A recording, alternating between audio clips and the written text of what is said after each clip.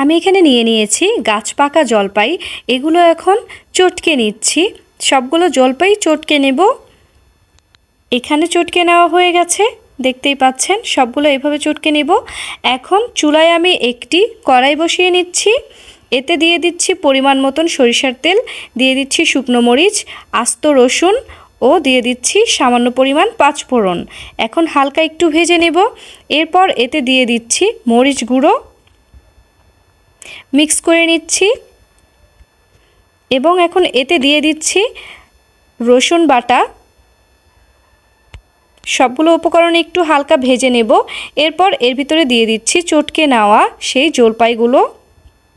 এখন খুব ভালোভাবে নেড়েচেড়ে মিক্স করে নিয়ে দেন ঢাকনা দিয়ে কিছু টাইম জাল করে নিব।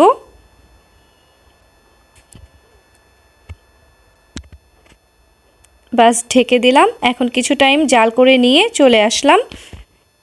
এখন এতে দিয়ে দিচ্ছি স্বাদ মতন চিনি। চিনিগুলো দিয়ে খুব ভালোভাবে মিক্স করে নিচ্ছি যাতে সবগুলো উপকরণ একসাথে মিক্স হয়ে যায়। খুব ভালোভাবে নেড়ে দিতে হবে। নেড়েচেড়ে আবার ঢাকনা দিয়ে ঢেকে কিছু টাইম জাল করে নিব। সামান্য লবণও দিয়ে দিচ্ছি। এখন নেড়েচেড়ে মিক্স করে ঢাকনা দিয়ে কিছু টাইম জাল করে নিব।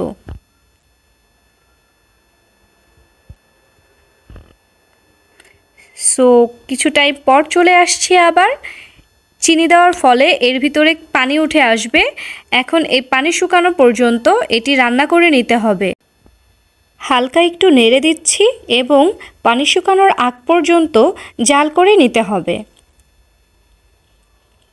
এখন একটু ঢাকনা ছাড়াই এটি জাল করে নিতে হবে, তাহলে একটু দ্রুতই শুকিয়ে যাবে পানিগুলো।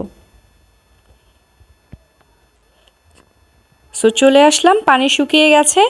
এখন এর ভিতরে দিয়ে দিচ্ছি সামান্য হলুদ এবং পাঁচফোড়ন গুঁড়ো ও দিয়ে দিচ্ছি শুকনো মরিচের গুঁড়ো। যদি ঝাল খেতে বেশি পছন্দ করেন সেই ক্ষেত্রে মরিচের পরিমাণটা একটু বেশি বাড়িয়ে দিলেই হবে। এখন আবার একটু নেড়ে নিচ্ছি, মিক্স করে নিব যাতে করে মরিচের গুঁড়ো, পাঁচফোড়ন ও হলুদগুলো মিক্স হয়ে যায়। নেড়েচেড়ে আর কিছুক্ষণ চুলায় রাখবো। ব্যাস তৈরি হয়ে গেল আমাদের জলপাইয়ের ঝুরি আচার।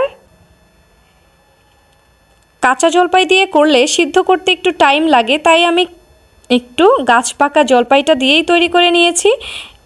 সো আমার ভিডিওটি ভালো লাগলে অবশ্যই পাশে থাকবেন, ফলো অ্যান্ড সাবস্ক্রাইব করে আমাকে সাপোর্ট করে যাবেন। আচারগুলো ঠান্ডা হওয়ার পরেই বয়ামে তুলেছি, দেখতেই পাচ্ছেন। তো সবাই ভালো থাকবেন, সুস্থ থাকবেন আর আমার পাশে থাকবেন। আসসালামু আলাইকুম।